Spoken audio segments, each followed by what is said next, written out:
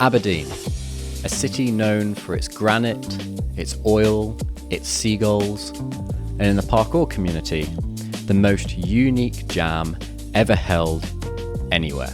In 2012, freerunners and tracers from all over the UK flocked to Aberdeen for 2 days for an event that included training, a bouncy castle, a private parkour hotel, plenty of food and drink, and lots of other antics throughout. All of this organised by one of the first parkour coaches in Scotland and his friend's mum. So listen up, because this is the story of the Aberdeen Jam. The man behind this insane event was Tim Pearce, an OG freerunner who originally was from Elgin in Moray, but spent a lot of time travelling to and from Aberdeen to train with the small but passionate community that was active in the late 2000s, early 2010s. Despite the size of the Aberdeen community, it had a perfect example of the old parkour freerunning divide that was so common at this time. One group, Aberdeen Freestyle Parkour, was all about the flips, style and flair of one-off tricks and lines.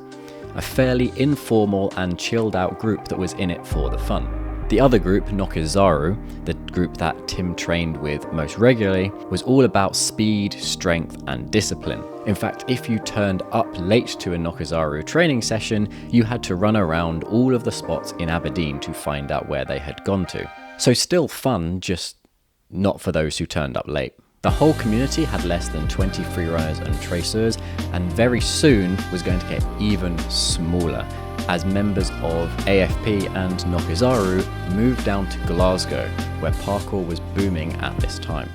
Many nights of training by himself with no close friends who were as passionate about movement as he, Tim decided to take up the task of regrowing the Aberdeen parkour community to rival the rapidly growing groups in Glasgow and Edinburgh.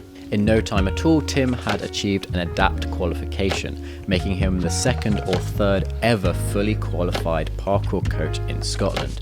And he'd also moved from Elgin to Aberdeen and was ready to take on the parkour world by storm.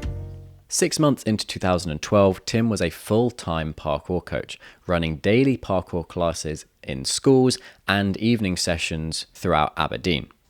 These soon extended to conditioning classes, beginner classes, and women's classes, in addition to the regular classes already taking place. Eventually, the community began to pick up, with participants socializing outside of the parkour classes. However, despite this tremendous achievement, everything still felt fragmented. It needed an additional special boost. At this time, parkour jams, which are open, informal training sessions, were regular, common things. However, these were very localized, as the only place they could be advertised were on internet forums. Forums were basically the first ever social media, categorized websites on the internet where people could talk and share photos or videos. And it was through these that a lot of freerunners and tracers would meet each other. And yes, a 15-year-old traveling halfway across the country to train parkour and stay with a random person that they'd met online may seem quite dodgy now, but it was just the way things were done back then. Each place in the UK had its own little parkour community, and in these communities, only 2 or 3 of them were on parkour forums, the main ones being Urban Free Flow and Worldwide Flow.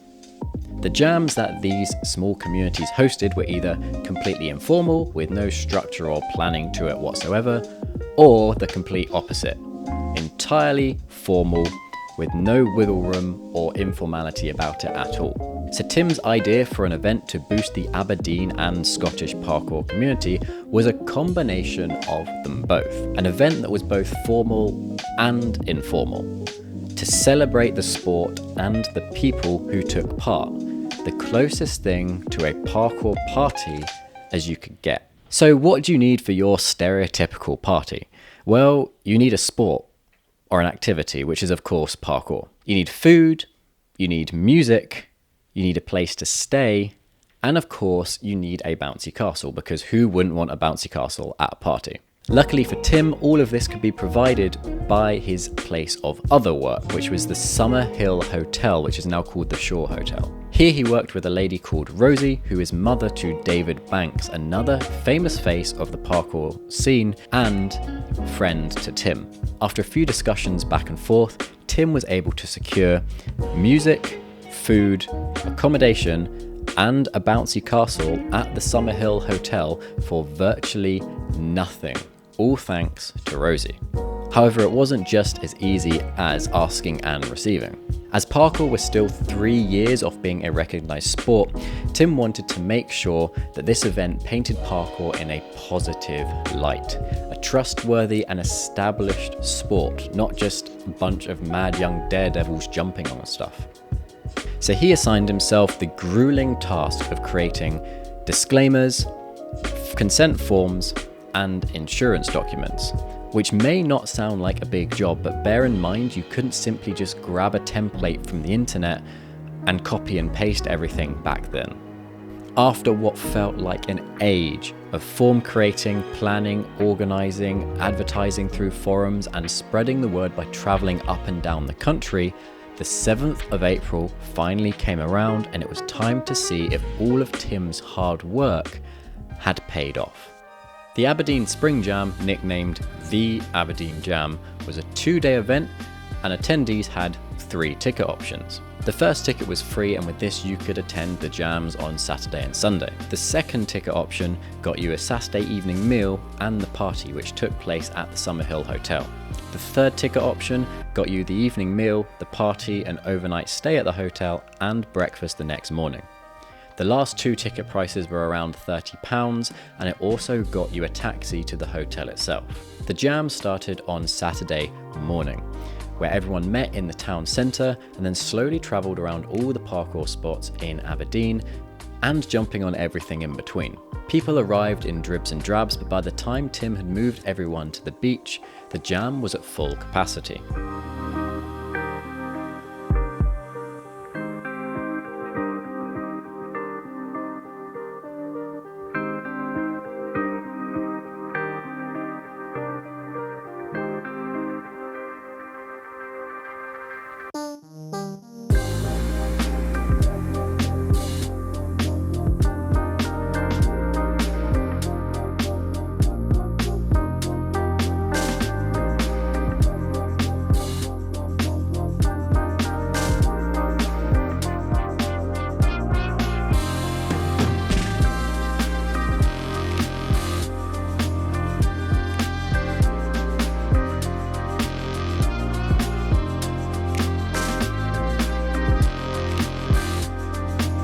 In the evening, a squadron of taxis took those who had booked to the Summerhill Hotel, where they spent the evening eating, drinking, throwing down flips on the bouncy castle and throughout the hotel, and partying.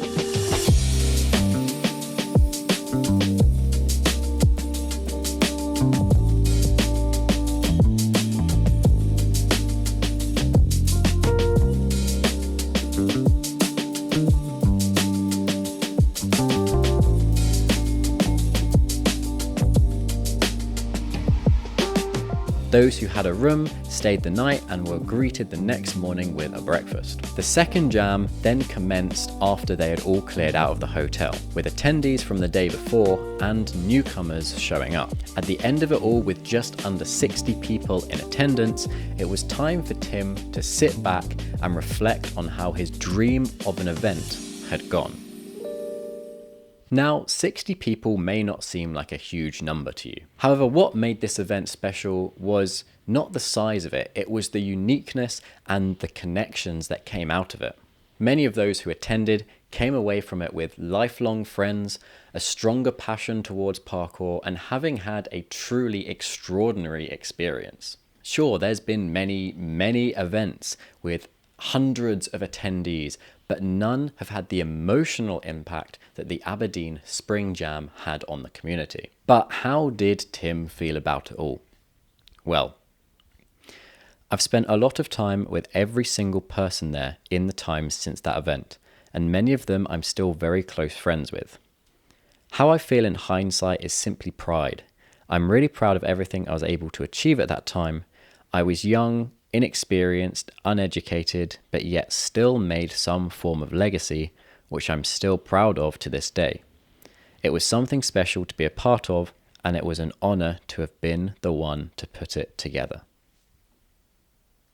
Thank you for watching this documentary on the Aberdeen Spring Jam. A big shout out to Tim Pearce and David Banks for helping me with this project and ensuring that all the information was correct. If you enjoyed this video, don't forget to click the like button, subscribe to the channel and share this video around. Join me next time to find out about the Hellraiser and how she changed women's parkour in Scotland for the better. See you around.